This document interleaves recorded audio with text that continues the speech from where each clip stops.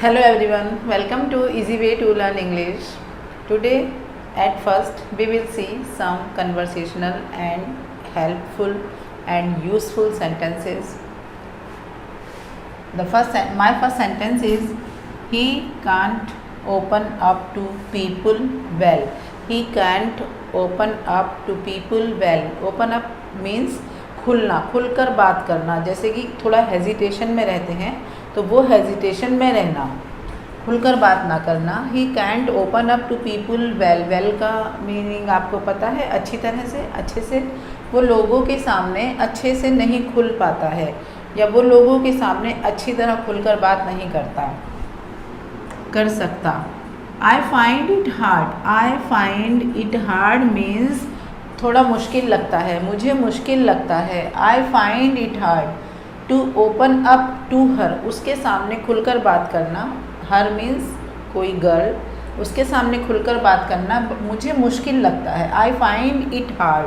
I find it hard to study at night, at late night. मुझे late night study करना थोड़ा hard लगता है, मुश्किल लगता है. हम इस वे में इस स्ट्रक्चर को यूज़ कर सकते हैं. कोई भी काम अगर आपको मुश्किल लग रहा है देन यू कैन से आई फाइंड इट हार्ड.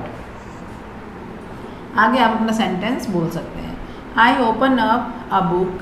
अभी तो ओपन अप का मतलब था कोई इंसान खुलकर ना बात करना, नहीं खुल पाता. अभी ओपन अप का सेंस हम एक बुक खोलने के लिए भी लगा सकते हैं. इसका meaning I open up a book and started reading.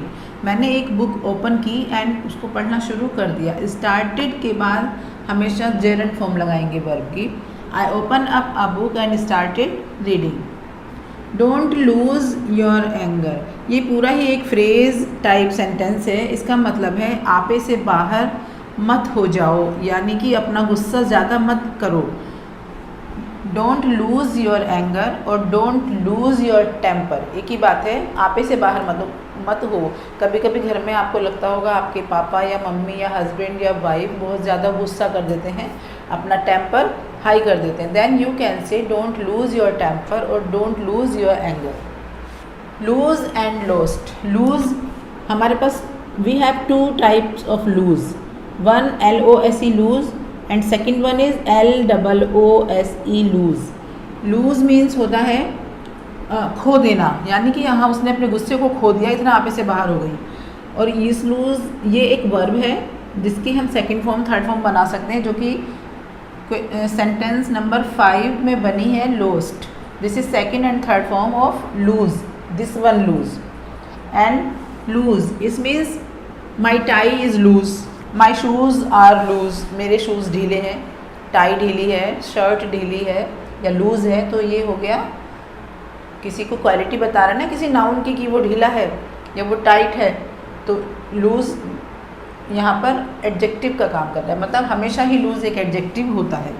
जैसे हम कहीं जाते हैं और वो ना वो चाय को पूछता है ना कॉफ़ी को पूछता है, तो हम घर आके बात करते हैं ना तो उसने चाय को पूछा ना उसने कॉफ़ी को, यहाँ तक कि उसने चाय कॉफ़ी को भी नहीं पूछा, चाय पानी को भी नहीं पूछा.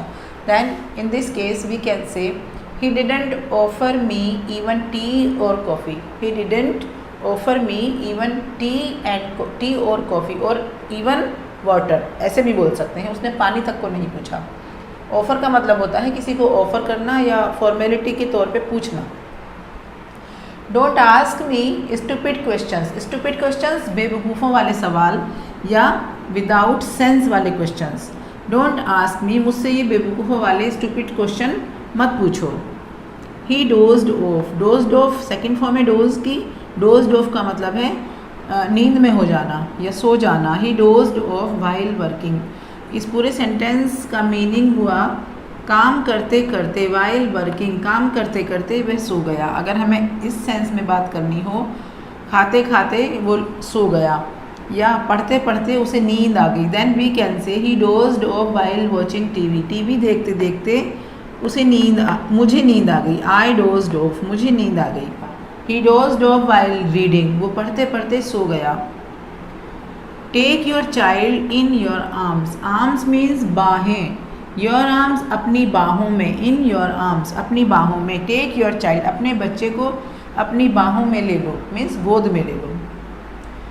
कम and sit on my lap. Lap का मतलब भी सेम है, गोद में लेना। आर्म्स का मतलब होता है हाथों से इस तरह उठाना, और लैप हम उस सेंस में कह सकते हैं जब हम बैठे हैं और गोद में रखना है किसी चीज़ को। आपको पता है लैपटॉप का नेम लैपटॉप क्यों है? क्योंकि जब ये लैपटॉप शुरू में आए थे तो लोग बड़े अच्छे लगते थे, लैपटॉप ऐसे भी सुंदर दिखते हैं, उनको गोद में लेकर बैठते थे, गोद में ही वर्क करते थे। आजकल तो टेबल्स आ गई हैं और उस पर रख के वर्क करते हैं, बट उस टाइम पे इसीलिए इसका नेम, इसको हम लैपटॉप कहते हैं, तभी से ये नेम चल गया है। कम and sit on my lap, आओ और मेरी गोद में बैठ जाओ। सिट ऑन माई लैप, इसके लिए ऑन का यूज़ करेंगे। आई have got tired of holding you in my arms. I have got tired, इसका मीनिंग है मैं थक गया हूँ। अब ये तो हमने एक सेंटेंस बना दिया, of holding you in my arms, तो मैं अपनी बाहों में लेकर मैं थक गया हूँ। लेकिन सेंटेंस हम कुछ भी बना सकते हैं, हमें स्टार्टिंग बस ये करनी होगी, आई हैव गॉट टायर्ड, मैं थक गया हूँ। I have got tired of doing this work, मैं ये काम करते करते थक गया हूँ। Now we will see some more sentences. Friends, आपने सुना होगा जेरंड फॉर्म वर्ब की, वर्ब से ही बनती है जेरंड फॉर्म। इन्फिनिटिव फॉर्म, वैसे मैंने यहाँ पर इन्फिनिटिव नहीं लिया है। Gerund form present participle, past participle and perfect participle. Gerund क्या होते हैं? जेरंड होते हैं जो हम वर्ब में आईएनजी लगाकर बनाते हैं और ये एक सेंटेंस में नाउन का वर्क करते हैं, और इनका मतलब होता है नाउन जैसा ही मीनिंग निकलता है। प्रेजेंट पार्टिसिपल भी वर्ब में आईएनजी लगाकर ही बनते हैं, इनको भी हम वर्ब नाउन कह सकते हैं, और ये एक सेंटेंस में एडजेक्टिव का काम करते हैं। प्रेजेंट पार्टिसिपल एक सेंटेंस में एडजेक्टिव का काम करते हैं। पास्ट पार्टिसिपल भी एडजेक्टिव का काम करते हैं, बट ये बनते हैं वर्ब की थर्ड फॉर्म लगाकर, और हम इसे पास्ट पार्टिसिपल भी कहते हैं।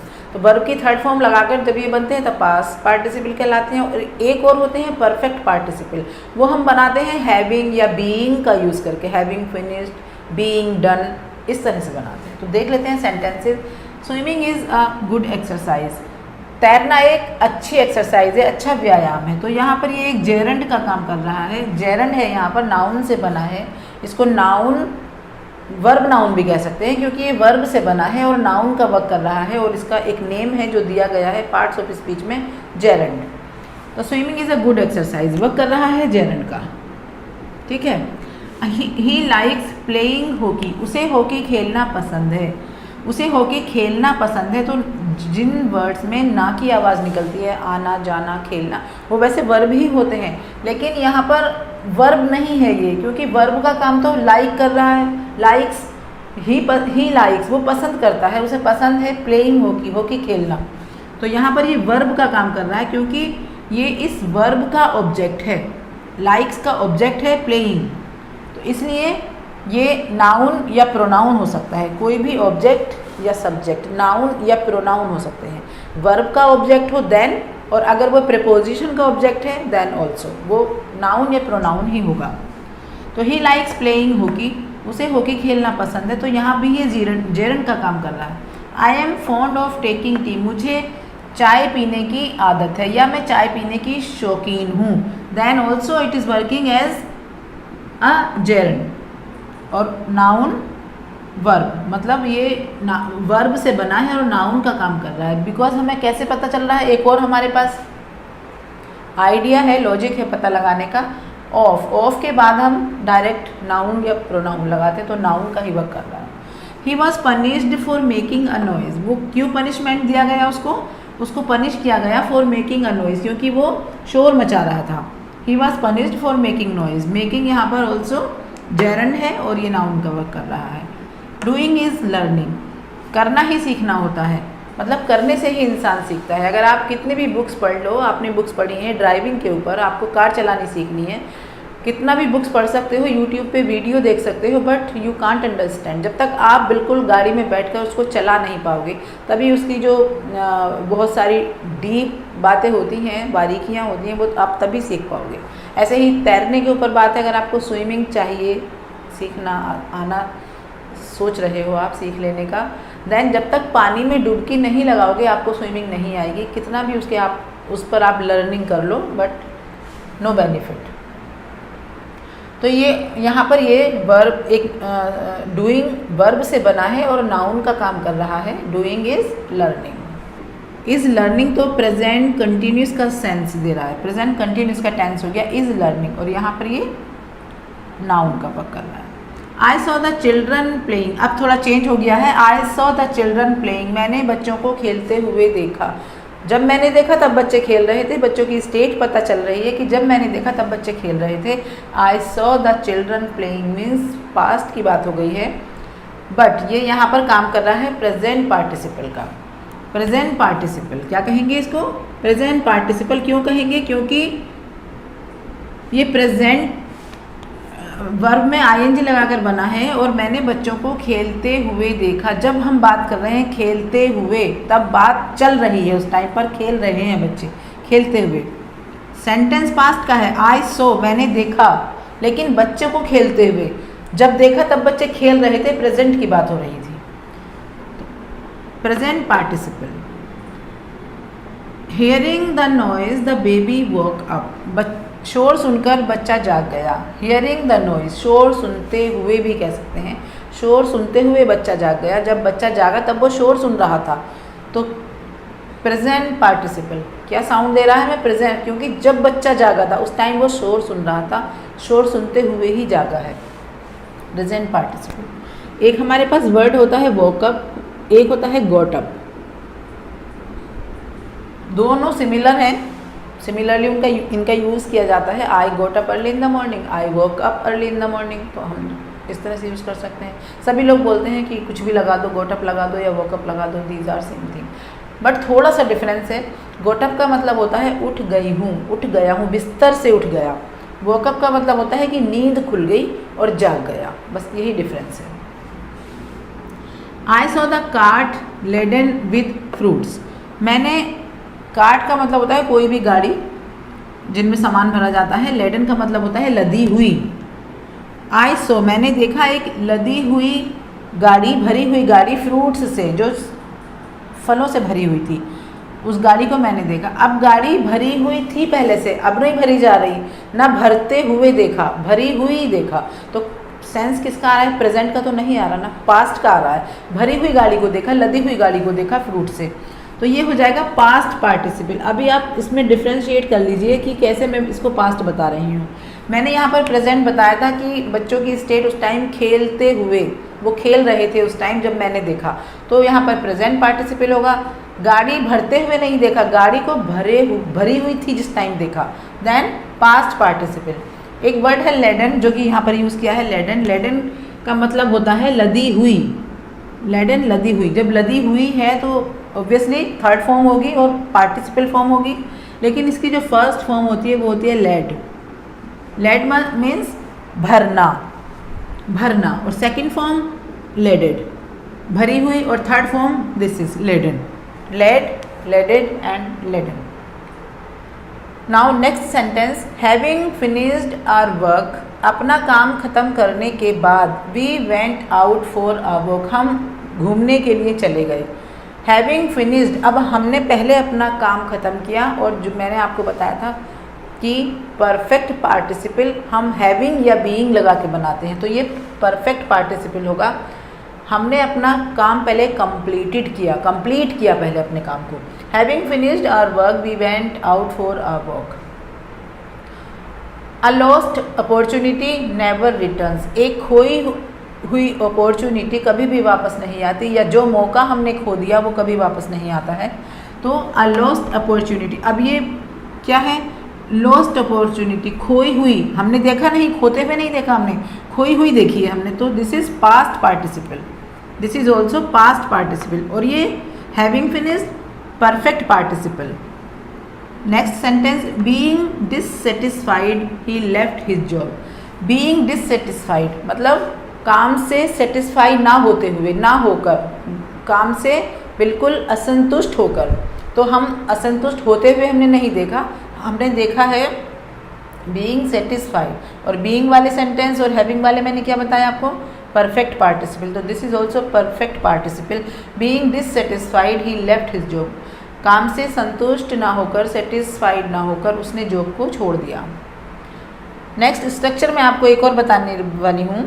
आई एम टू गो, मुझे जाना है, आई हैव टू गो, मुझे जाना है या मुझे जाना पड़ता है। यहाँ पर तो मैं प्री डिसाइडेड हूँ, मैंने पहले से ही अपना माइंड बना रखा है कि अगर मैं आई हूँ तो मैं जाऊँगी भी, मुझे जाना है। लेकिन यहाँ पर आई हैव टू गो, मेरा कोई डिसीज़न नहीं था कि मुझे जाना है, मैं आई थी हमेशा के लिए, अब मुझे रहना था। आई हैव टू गो, अब मुझे जाना पड़ता है, अब मुझे जाना पड़ता है। क्यों जाना पड़ता है? कुछ सर्कमस्टेंसेस ऐसे हो गए हैं, कुछ परिस्थितियाँ ऐसी हो गई हैं कि अब मुझे जाना पड़ता है। तो एम टू और हैव टू, इन दोनों में यही फ़र्क है। एम टू का मतलब मुझे जाना है, जो कि मैं पहले से सोच चुकी थी, और आई हैव टू को मैंने सोचा नहीं था, पर मुझे जाना पड़ रहा है, जाना पड़ता है। ही वॉज टू रीड, उसे पढ़ना है, उसकी मर्ज़ी थी, उसने डिसाइड किया था कि उसे तो आज पढ़ना है, बट उसे पढ़ना है। ही हैड टू रीड, अब उसने कोई डिसाइड नहीं किया था, उसे तो आज एंजॉय करना था, उसे खेलना था, बट अचानक से सिलेबस आ गया कि कल तुम्हारा टेस्ट है, अब उसे पढ़ना पड़ेगा, तो उसे पढ़ना पड़ा। ही हैड टू रीड, उसे पढ़ना पड़ा। ओके गाइज, तो I think this is clear to you. Now I will read a paragraph, जो कि एक इंटरेस्टिंग स्टोरी भी है, और कुछ उसमें आने वाले डिफ़िकल्ट वर्ड्स, कुछ ग्रामेटिकल कॉन्सेप्ट्स टाइम पर मैं आपको समझाती रहूँगी। Let's start the story. One evening, एक शाम, when the sun was about to set, जब सूरज छिपने वाला था। When he was about to come, जब वो आने वाला था। When I was about to go, जब मैं जाने वाली थी, या I am about to come, मैं आने वाली हूँ। तो अबाउट टू का सेंस होता है आने वाला, जाने वाला, खाने वाला, जो भी हम वर्ब लगा रहे हैं वही करने वाला। एक शाम जब सूरज छिपने वाला था, और सेट का अपोजिट क्या होता है? राइज। सेट मीन्स छिपना और राइज मीन्स निकलना। सनराइज की बात करेंगे तो सूरज का निकलना, सनसेट की बात करेंगे तो सूरज का छिपना। माई मदर आस्क्ड मी, जब सूरज छिपने वाला था एक शाम, तब मेरी मम्मी ने मुझे कहा, my mother asked me to go and buy some onion and salt from a nearby shop. Nearby shop, पास की शॉप, पास की दुकान, जो घर के सबसे ज़्यादा पास हो, that is near by shop. मेरी मम्मी ने मुझे कहा कि जाओ और ख़रीद लो, ख़रीद कर लाओ, सम अनियन, कुछ प्याज, सम अनियन, कुछ प्याज, एंड सॉल्ट, और कुछ salt, from a nearby shop, और नमक। मेरी मम्मी ने कहा कि नमक और प्याज खरीद कर ले आओ पास की दुकान से। The shop is run by Ramlal, a jovial middle age man. Run का मतलब होता है किसी काम को करना, दुकान चलाना तो हम कहेंगे रन आ शॉप, ट्यूशन क्लास चलाना रन आ ट्यूशन क्लासेस, रन आ ट्यूशन क्लास। तो इस तरह से हम रन का यूज़ करते हैं किसी काम, दुकान को चलाने के लिए। रामलाल जोवियल, जोवियल का मतलब होता है खुश मिजाज इंसान, जिसकी पर्सनैलिटी हंसने हंसाने वाली हो, किसी को बोर ना करता हो।